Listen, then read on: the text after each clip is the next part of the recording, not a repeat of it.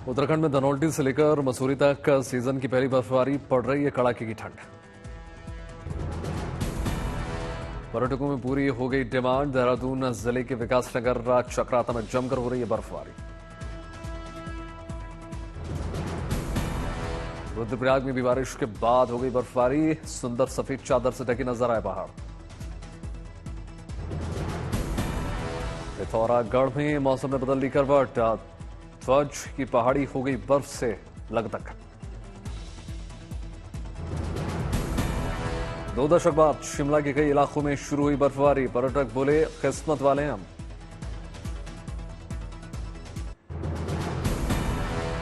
बर्फ की सफेद चादर से ढके रहे पहाड़। मनाली के पास पहाड़ों की ओर रुख कर रहे हैं पर्यटक।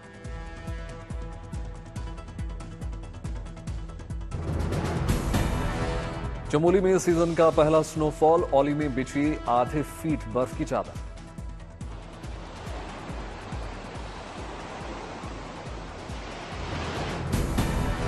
केदारनाथ बद्रीनाथ से शिमला तक पहाड़ों पर जमकर बर्फबारी। 4 इंच तक जमी बर्फ की चादर।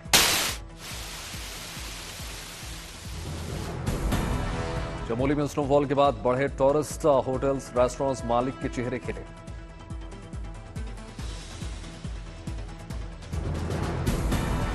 बर्फ की फुहारें बढ़ा रही हैं ठंड। तापमान 0 से 3 डिग्री नीचे लुढ़का। शोपियां में माइनस में पहुंच गया टेम्परेचर।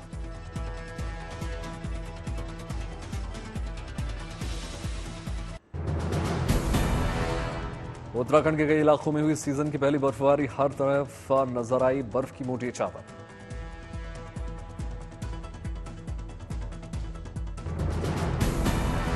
चमोली, औली, जोशीमठ, बद्रीनाथ में हुई जमकर बर्फबारी। पर्यटन, व्यवसाय और किसानों के लिए फायदेमंद हुई बर्फबारी। जोशीमठ में हुई 2 इंच तक बर्फबारी। बद्रीनाथ और नीति घाटी में बर्फबारी का दौर लगातार जारी। उत्तरकाशी में शीतकाल की हुई पहली बर्फबारी। गंगोत्री यमुनोत्री धाम क्षेत्र में बिछी बर्फ की मोटी चादर। गंगोत्री मंदिर का दिखा अद्भुत नजारा। मंदिर की छत पर बिछी बर्फ की मोटी चादर। शिमला में भी जमकर हुई बर्फबारी। मैदान से लेकर पहाड़ तक की चोटियों पर सफेद बर्फ।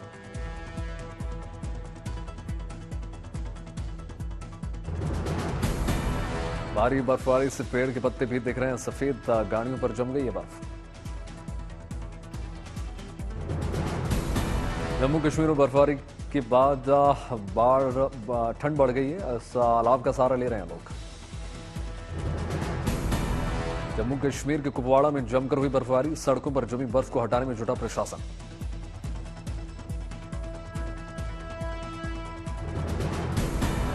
मौसम विभाग के अनुसार गुलमर्ग, कुपवाड़ा, बारामूला, कुलगाम, शोपियां और मुगल रोड में बर्फबारी से बढ़ेगी ठंड।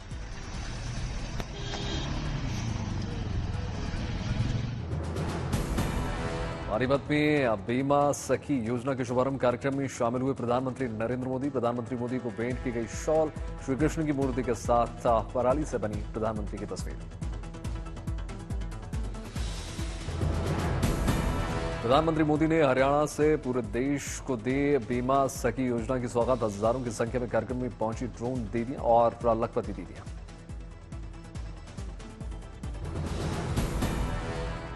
पानीपत की धरती पर प्रधानमंत्री मोदी ने महाराणा प्रताप बागवानी विश्वविद्यालय के मुख्य परिसर की रखी आधारशिला। केंद्रीय मंत्री मनोहर लाल खट्टर, निर्मला सीतारमण मौजूद रहे।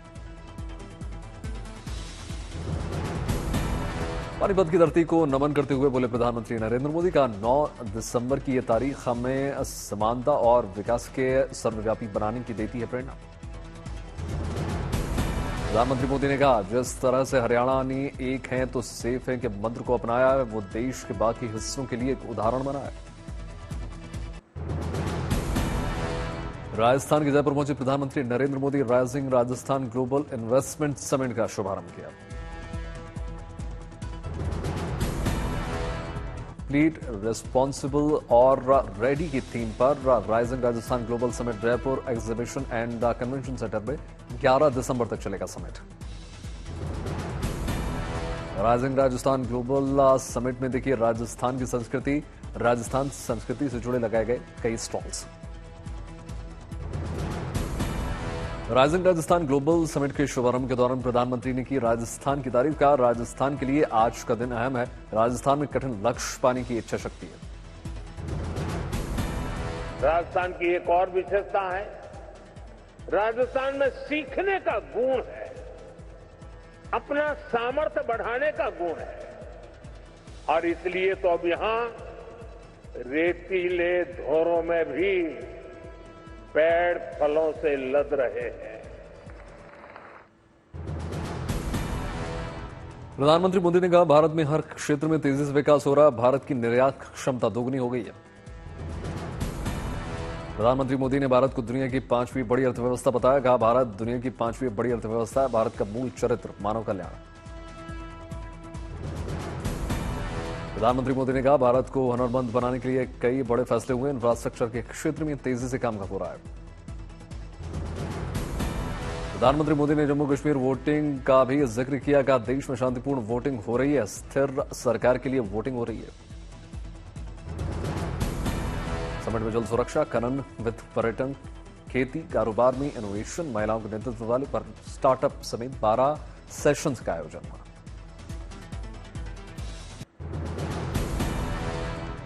शीतकालीन सत्र के 10वें दिन भी जबरदस्त हंगामा। संसद परिसर में अदानी मसले पर विरोध की गूंज।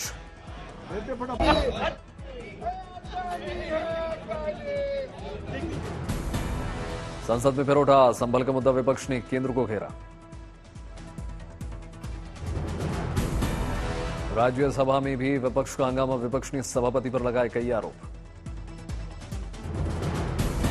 खड़गे ने सदन को मनमर्जी से चलाने का लगाया आरोप। कहा, यह सदन मनमर्जी से चला रहे हैं, ये लोकतंत्र की हत्या है। खड़गे ने कहा, सदन में विपक्ष को बोलने नहीं दिया जा रहा। ये लोग चाहते हैं कि विपक्ष केवल हाँ में मिलाता रहे।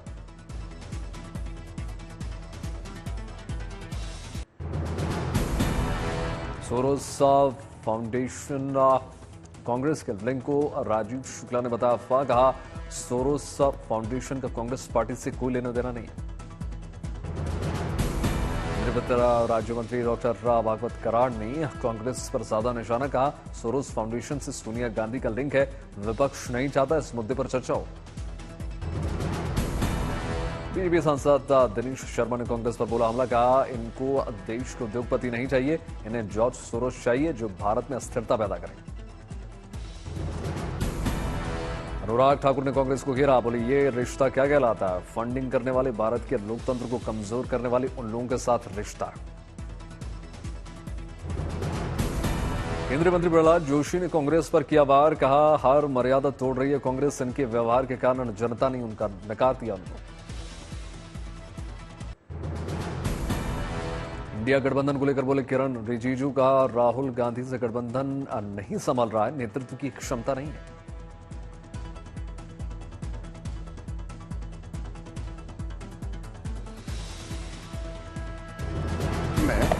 राहुल गांधी को नेतृत्व लेकर के सबने सवाल उठाया है और कहा है कि राहुल गांधी से इंडी गठबंधन नहीं संभाला जाता है, उसके पास नेतृत्व का कोई क्वालिटी नहीं है। इंडी गठबंधन में राहुल गांधी को नेतृत्व लेकर के सबने सवाल उठाया है और कहा है कि राहुल गांधी से इंडी गठबंधन नहीं संभाला जाता है, उसके पास नेतृत्व का कोई क्वालिटी नहीं है।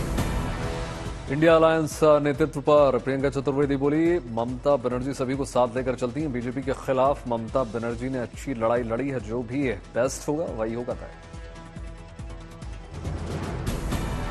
इंडिया गठबंधन के नेतृत्व पर टीएमसी सांसद कीर्ति आजाद का बयान। का सभी दल बोल रहे हैं कि ममता जी को लीड करना चाहिए, तो कांग्रेस को दिक्कत क्या है? कीर्ति आजाद बोले, ऐसा लग रहा है रस्सी जल गई लेकिन बल नहीं गया। मुझे लगता है कि कांग्रेस सबको साथ लेकर नहीं चल पाई। प्रियंका चतुर्वेदी बोली, एंटी इंडिया तो बीजेपी वाले हैं जो एंटी किसान, एंटी गरीब हैं। बीजेपी को ये सब नहीं बोलना चाहिए। सोनिया गांधी जॉर्ज सोरोन की कहानी पर कांग्रेस सांसद प्रमोद तिवारी बोले, सोनिया गांधी एक आदर्श नारी है। बीजेपी ने बेहुदा आरोप लगाए।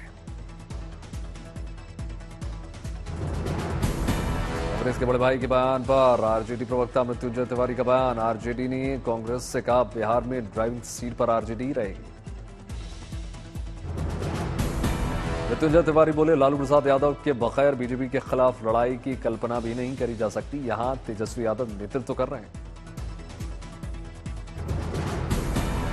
बिहार में महागठबंधन के अंदर मचे घमासान पर जेडीयू प्रवक्ता नीरज कुमार का तंज, आरजेडी ने कभी भी कांग्रेस को बराबरी का दर्जा नहीं दिया।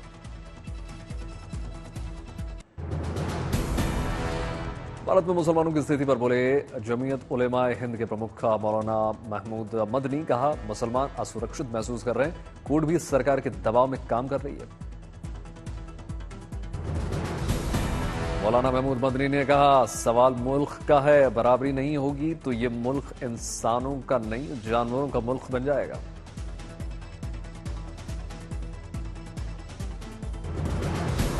ये जो वक्त है ना, ये बदलता है, एक जैसा नहीं रहता। आज अगर रात है, अंधेरा है, तो हमेशा नहीं रहता। हिंदुत्व पर पीडीपी नेता इल्तिजा मुफ्ती का विवादित बयान, कहा हिंदुत्व एक बीमारी है जिसका इलाज करना पड़ेगा। हिंदुइज्म जो रिलीजन है आप उसको डिस्टॉर्ट कर रहे हैं, और मैंने हिंदुत्व को क्रिटिसाइज किया, और मैं डंके की चोट पे कहती हूँ कि हिंदुत्व एक बीमारी है और इस बीमारी का इलाज हमें करना पड़ेगा। बीजेपी नेता मुख्तार अब्बास नकवी ने इल्तिजा मुफ्ती पर किया पलटवार, कहा हिंदुत्व देश की संस्कृति है, उनको सनातन संस्कृति पढ़ना चाहिए। कुछ लोगों को हिंदुत्व का फोबिया हो गया है, और इस तरह के हिंदुत्व के फोबिया वालों को जो है वो एक बार उसके बारे में अध्ययन करना चाहिए, समझना चाहिए। बीजेपी नेता रविंद्र रैना ने कहा ये तो अमर्यादित भाषा, राजनीति में ऐसी भाषा ना बोली जाए। भगवान राम का नाम लेकर जैसे उन्होंने बोला वो सही नहीं है। राजनीति में आप का डिफरेंस ऑफ ओपिनियन हो सकता है, लेकिन किसी को गाली गिलोच नहीं दे सकते। उन्हें इस बात को लेकर माफी मांगनी चाहिए। कांग्रेस नेता राशिद दलवी ने इल्तिजा मुफ्ती का समर्थन किया, कहा उन्होंने तो हिंदू धर्म की तारीफ की है, वो उभरती हुई नेता है, हर धर्म का सम्मान करना चाहिए। किसान आंदोलन पर तुरंत सुनवाई से सुप्रीम कोर्ट का इनकार, कोर्ट ने कहा पहले से एक मामला लंबित है, याचिका में हाईवे खोलने के निर्देश की थी मांग। खनौरी बॉर्डर पर किसानों का भूख हड़ताल लगातार जारी, अपनी मांगों पर अड़े हुए हैं किसान। शंभू बॉर्डर से खनौरी बॉर्डर पहुंचे किसान नेता सरवन सिंह पंढेर, जगजीत सिंह डल्लेवाल से मुलाकात।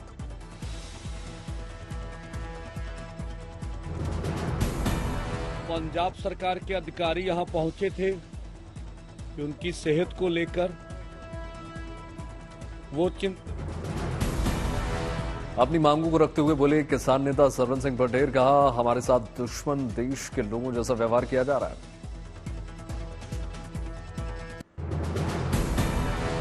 बांग्लादेश दौरे पर पहुंचे भारतीय विदेश सचिव विक्रम मिस्री, बांग्लादेश विदेश सलाहकार मोहम्मद तौहीद हुसैन से मुलाकात। विदेश सचिव विक्रम मिस्री ने हिंदुओं की सुरक्षा को उठाया मुद्दा, कहा हिंदुओं पर हमले को लेकर बात हुई है। विदेश सचिव विक्रम मिस्री ने कहा अल्पसंख्यकों की सुरक्षा पर पक्ष रखा, धार्मिक संपत्तियों पर हमलों की चर्चा। कठुआ में संत समाज जूना अखाड़ा ने बांग्लादेश में अल्पसंख्यकों पर हो रहे अत्याचार के खिलाफ किया विरोध प्रदर्शन।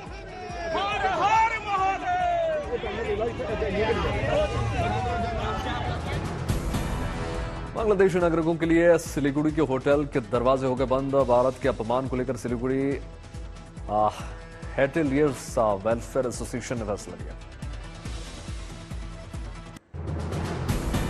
प्रयागराज में महाकुंभ की तैयारियां जोरों शोरों पर, श्रद्धालुओं के लिए बनाया जा रहा है 100 बेड वाला अस्पताल। अस्पताल में श्रद्धालुओं को मुफ्त में मिलेंगी सेवाएं, भारतीय सेना करेगी संचालन। अस्पताल में श्रद्धालुओं की भाषा समझने के लिए लगाया गया है वॉइस चेंजर, हिंदी और अंग्रेजी में भाषा होगी ट्रांसलेट। अस्पताल में जनरल और 10 बेड की बनाया गया है आईसीयू वार्ड, ऑपरेशन की भी सुविधा है। पुरुष डॉक्टर के साथ महिला डॉक्टर की भी होगी तैनाती, हर रोग में डॉक्टर होंगे तैनात। प्रयागराज महाकुंभ को सुरक्षित बनाने के लिए पुलिस उठा रही है कई कदम। अग्नि सुरक्षा विभाग ने लिथियम बैटरी से होने वाले आग दुर्घटनाओं को रोकने के लिए प्रदर्शन किया। उत्तर प्रदेश अग्नि सुरक्षा विभाग ने ई रिक्शा समेत कई वाहनों में आग लगने से बचने को लेकर लोगों को किया जागरूक। महाकुंभ में पहली बार सेवा में होगा इस्तेमाल। बरेली में पुष्पा प्रदर्शनी का आयोजन हुआ। झारखंड के राज्यपाल संतोष गंगवार शामिल हुए। आनंदा ने लॉन्च किया भारत का पहला पनीर स्प्रेड। 4 अलग अलग स्वादों में है आनंदा पनीर स्प्रेड। गुवाहाटी में मुख्यमंत्री हेमंत बिस्वा शर्मा ने सांस्कृतिक कार्यक्रम में वो शामिल हुए, छात्रों को सम्मानित किया।